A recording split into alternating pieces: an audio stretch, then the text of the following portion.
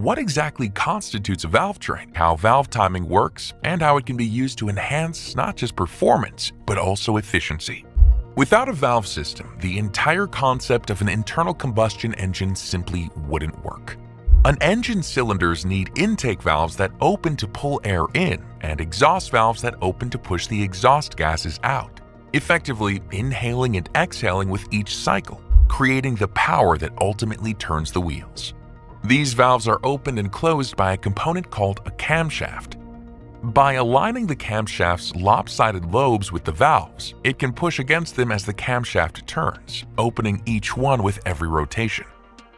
And since this camshaft is connected to the crankshaft, the valves stay in time with the rest of the engine, regardless of RPM. Valve train design can vary in a few common ways: how many valves there are, how many camshafts operate them, and where the components are located. First, most engines nowadays use 2 valves on the intake side and 2 valves for the exhaust, making for 4 per cylinder. Next, some vehicles use a single camshaft to manage both intake and exhaust valves, while others use a dual camshaft layout with 1 for each side. Finally, while most modern vehicles have the camshafts mounted above the valves to simply control them directly, some also place the camshaft below the valves, in the block, and instead use a system of push rods and rocker arms to actuate the overhead valves.